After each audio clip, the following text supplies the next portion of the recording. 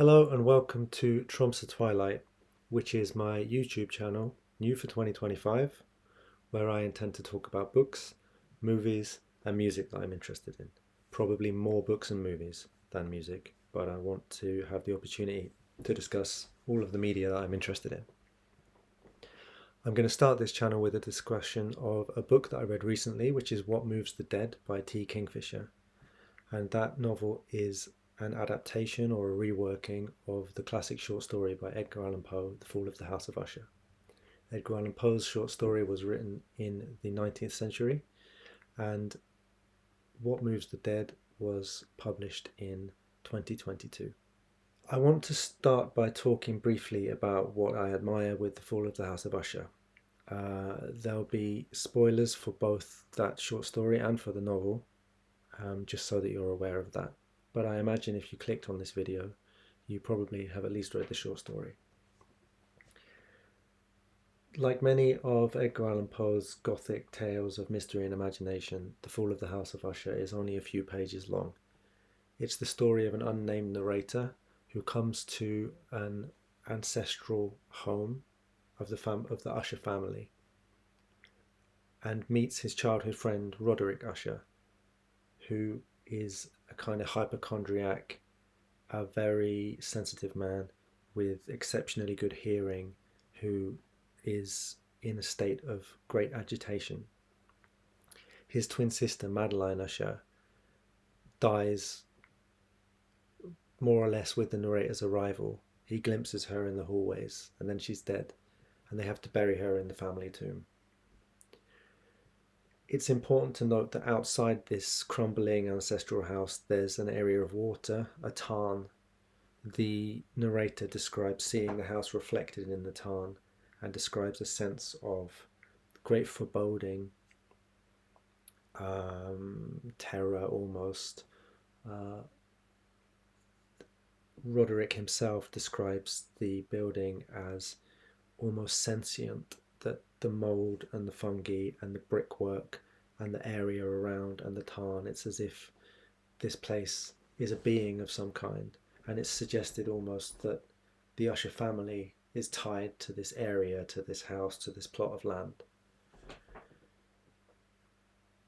Roderick Usher hears his sister in the night after her death, hears her for 3 days. He says he can hear her movements, he can hear her heart beating in the family tomb, in the crypt.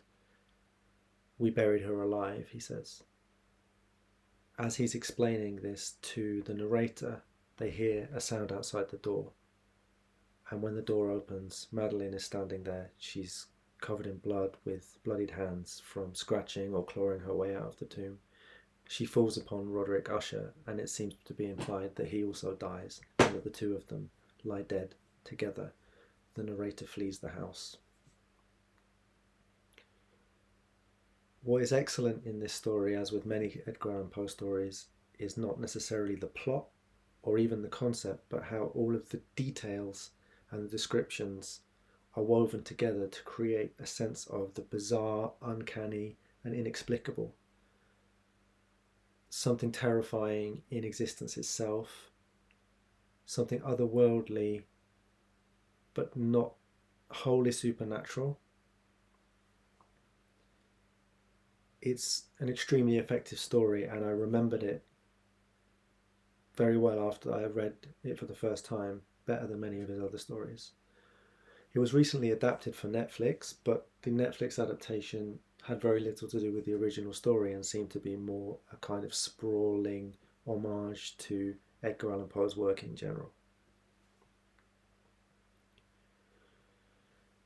Kingfisher, in adapting the book, makes some interesting and in many ways applaudable decisions. She has a narrator who has a name, Alex Easton. Alex Easton is described as a sworn soldier. What this means is that Alex Easton is neither a woman nor a man, but a lieutenant, a soldier.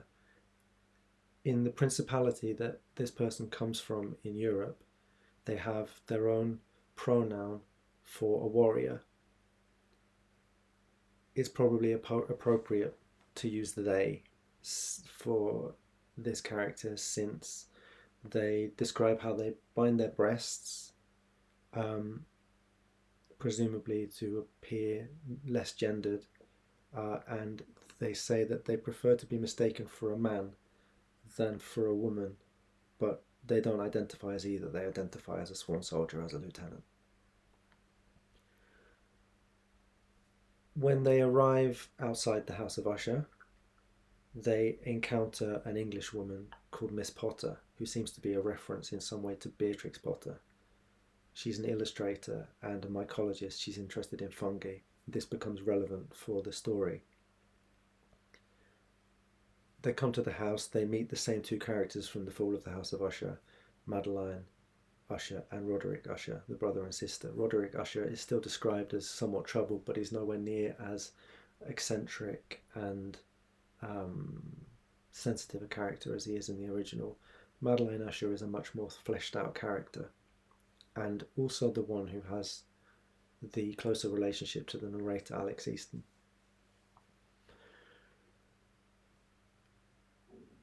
In a way, it's a spoiler to explain what happens. In another way, from the cover of the novel to the first page of the book, it's very evident that fungi, mushrooms, fungi, I never know which way to pronounce it, fungus. This is central to the concept of the novel. It becomes clear that the water outside the building, the tarn, contains some fungus that glows in the dark, some kind of almost fungal infection that also infects the fish, it affects the animals around the area.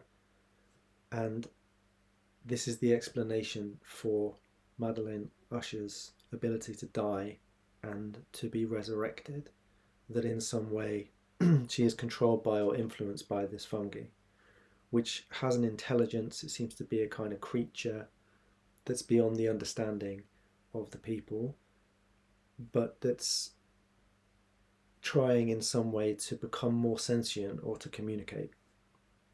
I thought it was interesting that Easton introduced these issues around gender and identity in the narrator, to then later introduce a type of being who's beyond our concepts of human identity, but still a person or a consciousness. And I think that in this way, the novel interestingly plays with ideas about what is it to be a human, what is it to be conscious, what is identity, what is gender, what is life, and what is decay, and is decay a type of life. It's quite grotesque, far more so than the original story. What I would say is that because Easton attempts to answer the question of what is occurring in the castle and or the house and around it, what is the reason that Madeline can die and come back? Why does the dead walk? What moves the dead? She robs the original story of its uncanny, inexplicable weirdness. To make a piece of weird fiction explicable is to make it less weird. And I think in a way that's a mistake. But the novel is still an interesting read. It's quite short, it's easy to read, but it's well written and it's very entertaining. I thought it would be interesting to close the video by saying that Poe himself wrote a poem early in his writing career. He has a collection called Poems from My Youth, and he wrote a sonnet called To Science, in which he describes the tendency of the scientific mind frame to remove mystery from the world. And what's interesting, I think, is that T. Fisher's version of The Fall of the House of Usher does exactly this, does exactly what Poe criticised. So to end the video, I thought I'd just read the poem.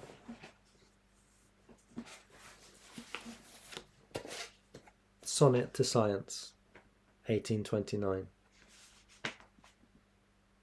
Science, true daughter of old time thou art, who alterest all things with thy peering eyes. Why preyest thou thus upon the poet's heart, vulture whose wings are dull realities? How should he love thee, or how deem thy wise, who wouldst not leave him in his wandering, to seek for treasure in the jewelled skies, albeit he soared with an undaunted wing? Hast thou not dragged Diana from her car, and driven the Hamadryad from the wood, to seek shelter in some happy star? Hast thou not torn the Naiad from her flood, the Elfin from the green grass, and from me the summer dream beneath the tamarind tree?